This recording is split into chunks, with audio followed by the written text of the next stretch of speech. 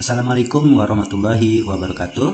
Salam sejahtera untuk kita semua. Selamat datang di Advisor Tutorial.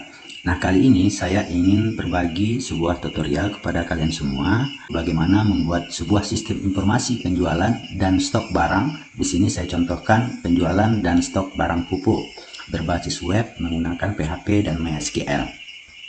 Nah, di dalam pembuatan sistem informasi ini akan ada beberapa tutorial. Yang pertama, merancang database. Yang kedua, merancang desain web. Yang ketiga, koneksi dan menampilkan data dari database ke data tabel. Yang keempat, membuat login dan logout. Yang kelima, input data. Yang keenam, edit dan delete data. Kemudian yang ketujuh, output atau laporan. Nah, teman-teman juga bisa melakukan request untuk penyempurnaan dari sistem informasi yang kita buat ini. Jadi silahkan teman-teman request untuk video ke-8 dan seterusnya. Nah, di dalam perancangan sistem informasi ini atau pembuatan sistem informasi ini ada beberapa software yang dibutuhkan. Yang pertama yaitu SAM-PP atau disebut dengan XSAM atau SAM. Nah, seperti itu ya.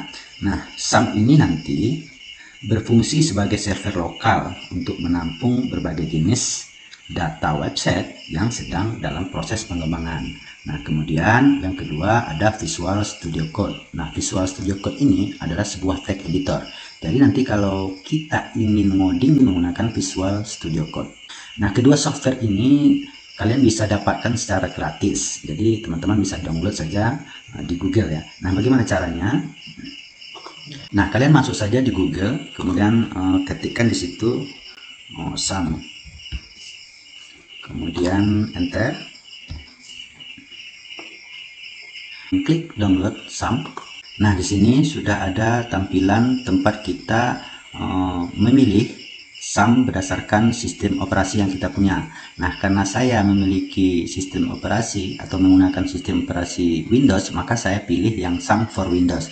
Jika kalian tidak sistem operasinya Windows, nah silahkan teman-teman pilih di bawah, disesuaikan dengan sistem operasi yang kalian gunakan di komputer kalian masing-masing. Sistem operasi saya Windows, maka saya pilih SAM for Windows. Kemudian saya ambil yang versi 8.2.12. Nah, ini teman-teman download yang 64 bit ya. Kalau teman-teman memiliki komputernya memiliki 32 bit, maka teman-teman ambil yang atau cari yang versi 64 bit. Nah, karena saya 64 bit, maka saya pilih yang SAM for Windows versi 8.2.12. Nah, kemudian saya atau kalian download dengan cara mengklik download. Nah, karena saya sudah download, maka saya tidak perlu mendownload kembali. Nah, dan saya sudah install. Jadi teman-teman silahkan download dan install. Nah, kemudian untuk Visual Studio Code-nya sama dengan cara mendownload di SAM tadi. Nah, kalian masuk saja di Google dan ketikkan di situ Visual Studio Code. Nah, ini Visual Studio Code. Nah, kemudian klik Visual Studio Code yang ini.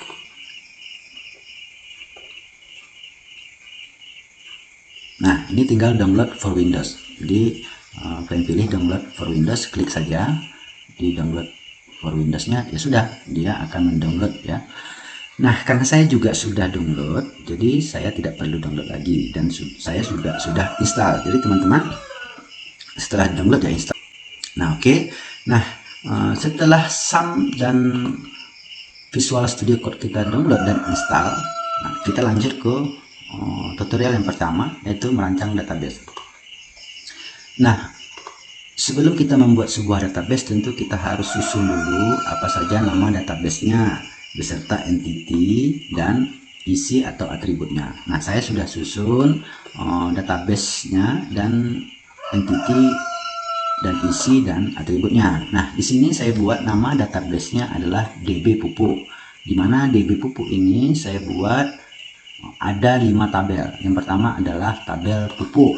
Nah, tabel pupuk ini ada kode pupuk, kemudian ada nama pupuk, kemudian ada H beli, harga beli, kemudian ada H jual, ini adalah harga jual, dan stok. Nah, di dalam tabel atau entity pupuk ini saya buat kode pupuk sebagai primary key. Nah, ini saya jelaskan sedikit mengenai primary key.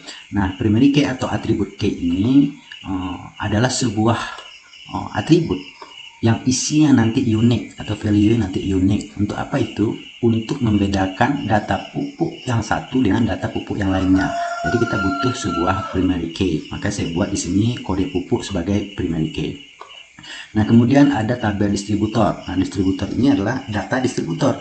Jadi pupuk itu distributornya siapa sih gitu. Nah, saya buat di sini kode distributor, kemudian nmdist nama distributor, kemudian alamat, kemudian nomor telepon. Nah, di sini yang menjadi primary key atau atribut key adalah kode dis atau kode distributor.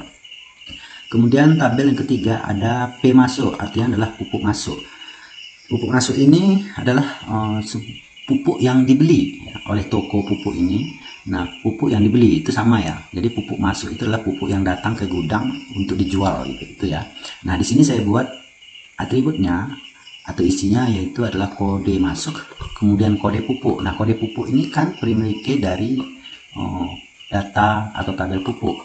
Nah, kenapa dimasukkan? Karena kita butuh data pupuknya. Nah, seperti itu kira-kira. Kemudian kita butuh juga kode distributor atau siapa distributornya. Maka kita buat di sini kode distributor. Jadi ya, kalau kita mengambil sebuah tabel untuk tabel lain atau data pada tabel lain, yang kita ambil adalah primary key dari tabel tersebut. Nah, tadi kan saya ngambil perlu data pupuk, maka saya ambil kode pupuk. Saya juga perlu distributor, maka saya ambil kode atau kode distributor sebagai primary key di tabel distributor. Kemudian tanggal masuk, kemudian jumlah, berapa jumlah yang masuk atau pupuk yang masuk. Nah, jumlah ini ketika kita inputkan atau kita isikan di atribut jumlah ini, maka jumlah ini nanti akan masuk atau menambah di stok secara otomatis. Jadi kalau jumlahnya pupuknya 8 yang masuk, maka stoknya akan menambah sendiri dengan jumlah 8. Nah, seperti itu kira-kira. Kemudian tabel keempat ada penjualan. Nah, penjualan ini adalah pupuk yang laku terjual atau dibeli oleh konsumen. Nah, gitu.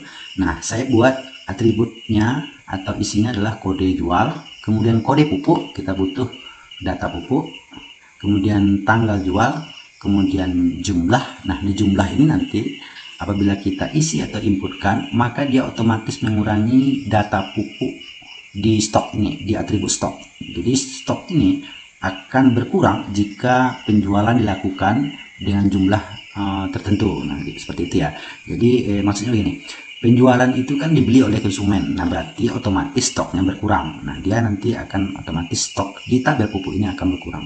Kemudian T harga atau total harga. Nah, total harga ini nanti akan terisi secara otomatis. Dari mana dia? Dari jumlah yang terjual. Jadi jumlahnya berapa, dia akan kalikan dengan harga jual. Maka atribut total harga ini akan terisi berapa sih harga keseluruhan yang terjual. Nah, seperti itu kira-kira. Nah, kemudian konsumen. Nah, konsumen ini maksudnya siapa yang membeli itu, konsumennya siapa gitu. Nah, kemudian yang kelima kita butuh tabel user. Nah, tabel user ini digunakan nanti untuk mengetahui siapa user atau nama user yang masuk ke dalam sistem. Nah, ini digunakan untuk login nanti. Di sini ada username dan password. Nah, berarti di tabel user ini kita butuh kode user, kemudian nama usernya, kemudian username-nya, kemudian password. Nah, setelah kita merancang sebuah database beserta dengan entity dan isi atau atributnya, baru kita akan membuat sebuah database di PHP MyAdmin. Nah, bagaimana caranya? Tadi kan kita sudah install tuh SAM dan Visual Studio Code. Nah, sekarang untuk membuat sebuah database itu, teman-teman perlu aktifkan SAM control panelnya dengan cara klik yang SAM control panel ini. Kalau tidak ada di desktop, teman-teman bisa pilih Start, kemudian Alt, kemudian teman-teman cari SAM. Nah, kita cari SAM. Nah, ini SAM. Nah, teman-teman juga bisa dengan mengklik dengan SAM control panel. Jadi sama ya, ini SAM sama SAM control panel. Jika tidak ada desktop, maka dia ada di sini ya. Jadi teman-teman bisa klik. Nah, di SAM control panel ini perlu teman-teman aktifkan modul, dimana yang perlu diaktifkan adalah modul Apache dan MySQL. Dengan cara bagaimana? Klik start pada modul Apache. Nah, kemudian klik start juga pada modul MySQL. Nah, ini Apache ini adalah sebuah server lokal ya. Nanti kita gunakan localhost ya, seperti itu. Kemudian MySQL ini ya tempat kita buat database-nya di PHP MyAdmin. Nah, setelah modul Apache dan MySQL ini di start, jadi teman-teman bisa gunakan browser yang teman-teman punya. Nah, kalau saya pakai Google Chrome. Nah, untuk masuk ke PHP MyAdmin, teman-teman ketik di sini localhost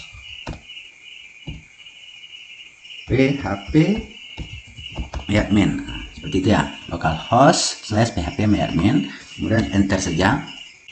Nah, dia sudah masuk di PHP MyAdmin. Nah, di sini kita buat database beserta dengan entity dan atributnya.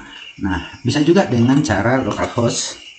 Jadi ada dua cara ya, localhost bisa juga ya, localhost saja, kemudian masuk ke sini, kemudian pilih PHP MyAdmin. Jadi sama juga dengan cara yang pertama tadi.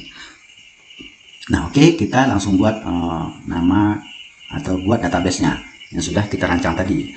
Nah, berarti dengan cara klik saja new. Nah, di sini database name. Nah, apa tadi nama database kita? DB pupuk. Nah, berarti kita buat DB pupuk. Kemudian create. Nah, di sini baru kita rancang entity atau tabelnya. Nah, untuk membuat tabel name dan number of column ini, maka teman-teman juga bisa lihat di tabel yang kita rancang tadi. Nah, sebelumnya kan kita sudah rancang tuh nama database-nya beserta entity dan atributnya. Nah, untuk mengisi tabel name dan number of column-nya, kita lihat di database yang sudah kita rancang tadi. Nah, tadi kan kita rancangnya nama database-nya DB pupuk sudah kita buat. Nah, ini sudah berhasil namanya DB pupuk. Nah, sekarang kita buat tabel. Nah, tabel yang pertama adalah pupuk. Kemudian berapa kolom? Nah, kita lihat saja di sini. Dia ada berapa kolom? Berarti untuk kolom ini kita lihat saja berapa atributnya. Jadi atributnya di sini kan ada kode pupuk, nama pupuk sampai stok. Nah, kita hitung aja berapa atribut atau kolom. 1, 2, 3, 4, 5. Nah, berarti di sini kolomnya adalah 5. Nah, kemudian create. Nah, baru kita isi nama dari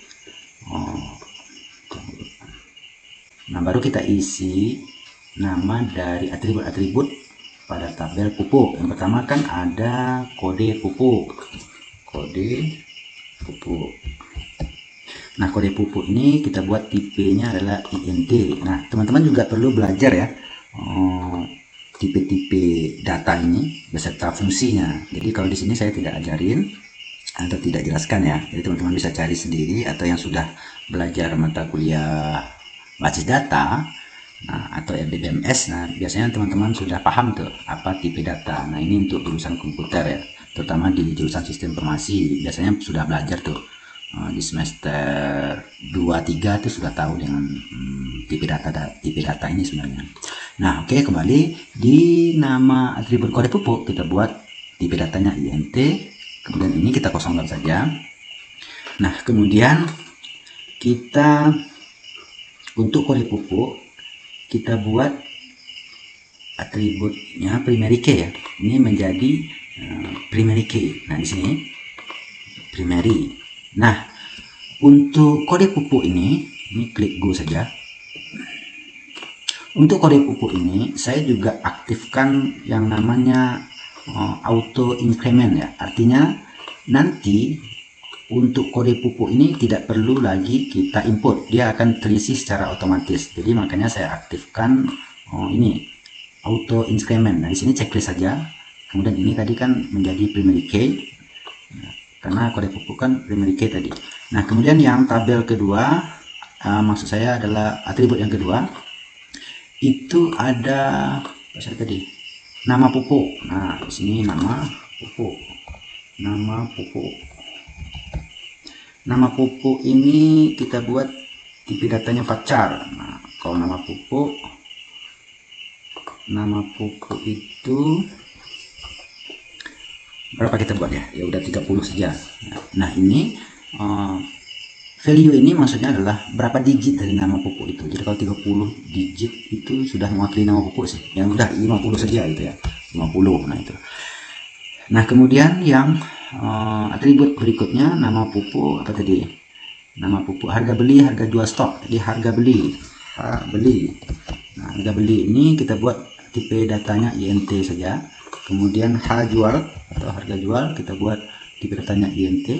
Kemudian stok ya, nah stok kita buat juga stok ya, stok.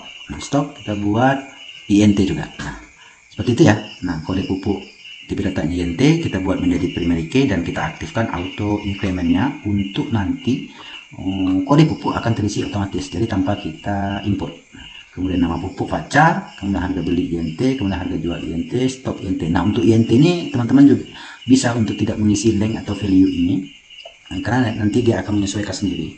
Nah, kecuali nama pupuk itu pacar saya buat itu 50.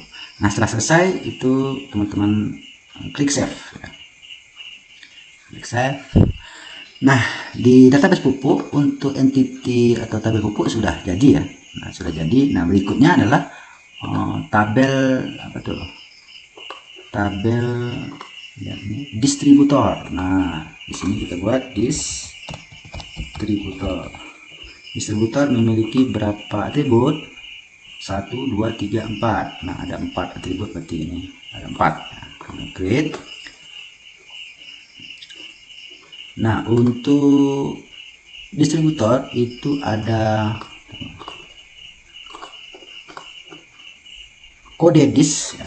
Kode dis ya. Maksudnya kode distributor ya. Kode dis. Nah, kode dis kita buat INT. Kemudian juga kita aktifkan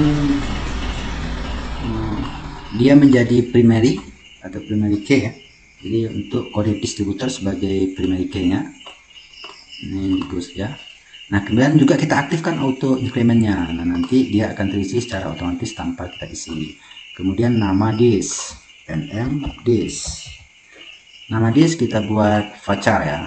Pacar, nama distributor panjangnya atau digit dari nama distributornya kita buat 50 saja.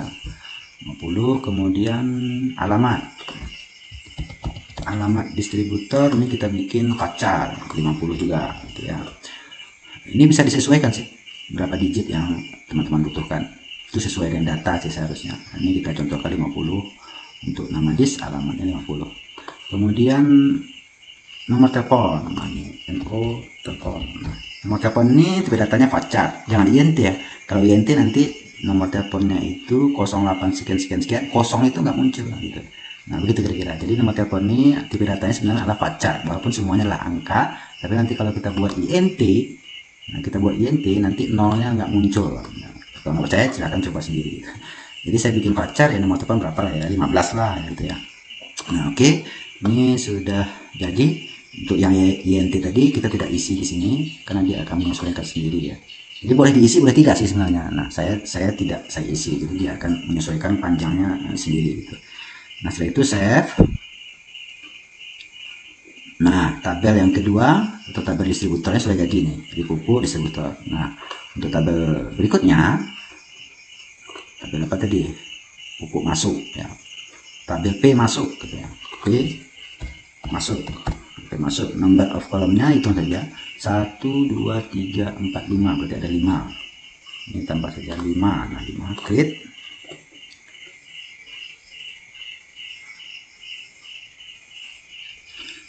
Nah, oke.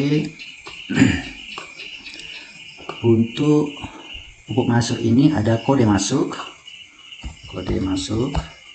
Ini kita buat INT, IP datanya. Kemudian jangan lupa aktifkan, karena kode masuk itu primary key, maka kita aktifkan primary key-nya. Ini klik go. Kemudian kita mau di kode masuk ini akan terisi otomatis juga kodenya. Nah, kita aktifkan auto increment-nya. Nih yang ini ya. Nah, checklist saja. Nah, kemudian ada tabel, ada atribut, ada di kode pupuk. Kode pupuk. Kode pupuk INT ini kosong saja karena INT bisa dikosongkan ya. Dia menyesuaikan sendiri. Kemudian kode disk, ini juga INT. Kemudian tanggal masuk, ini TGL masuk, tanggal masuk. Nah, tanggal masuk ini tipe datanya karena dia tanggal, jadi kita buat apa ya, cocok ya, Nah, kita buat timestamp. Nah, berarti waktu sekarang gitu ya, nanti ya kita buat waktu sekarang gitu. Nah, untuk defaultnya ini kita buat current timestamp. Jadi dia akan menyesuaikan waktu sekarang tanpa diinput juga nantinya gitu. Nah, kemudian ada jumlah itu INT. Jadi sekali lagi untuk INT tidak perlu diisi ya berapa gitu. Nah, kemudian timestampnya juga tidak diisi karena dia akan menyesuaikan sendiri dengan waktu yang sekarang atau waktu di komputer kita ya, seperti itu kira-kira. Nah, kemudian save. Berarti tabel yang ke-3 sudah jadi. Kemudian masuk ke DB pupuk ini, kita buat tabel yang keempat, penjualan. Nah, berarti di sini tabelnya adalah penjualan. Berapa kolomnya? Hitung aja atributnya. 1 2 3 4 5 6. Berarti di sini 6. Create. Nah, atribut yang pertama ada kode jual. Kode jual INT. Nah, ini menjadi primary key, jangan lupa aktifkan ya untuk kode jual sebagai primary key-nya.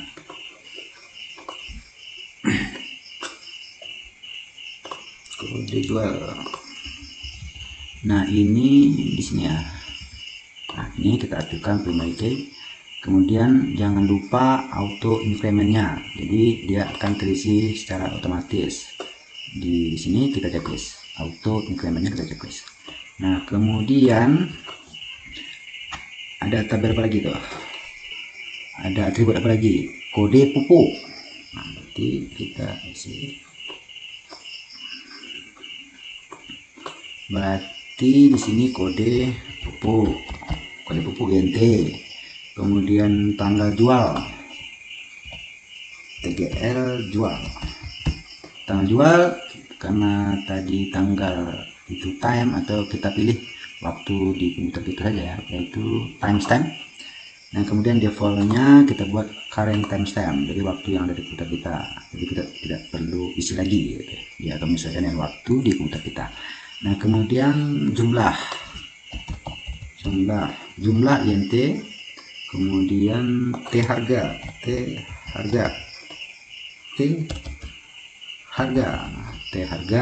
itu INT juga, jadi ini tidak usah kita isi, value-nya tidak usah kita isi ya, dia akan mengisi otomatis. Jadi kalau INT saya tidak isi, kecuali butuh panjang dari tagnya itu ada ketentuan, itu baru saya isi gitu. Nah, kemudian konsumen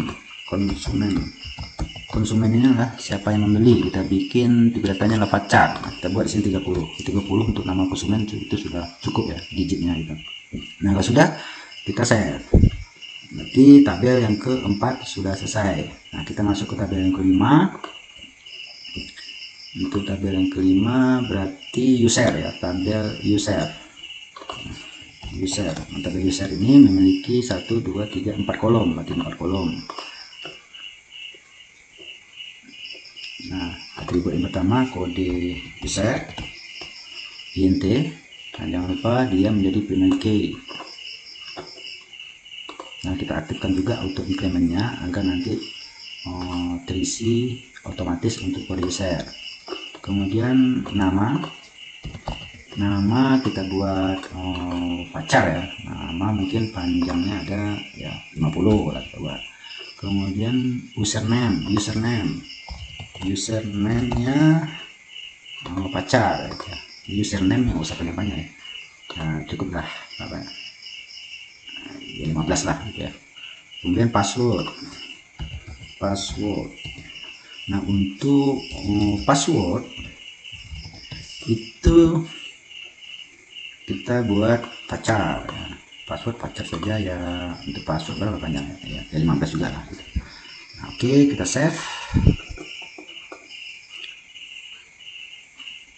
Nah, berarti database beserta tabel dan atributnya sudah kita buat. Ini namanya DB pupuk. Ada 5 tabel, distributor, penjualan, pupuk masuk, pupuk, dan user. Nah, berarti sudah kita selesaikan untuk pembuatan database.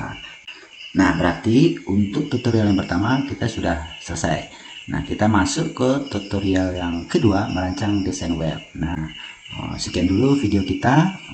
Terus ikuti untuk tutorial berikutnya. Jadi sekian dulu dari saya. Saya cukupkan. Assalamualaikum warahmatullahi wabarakatuh.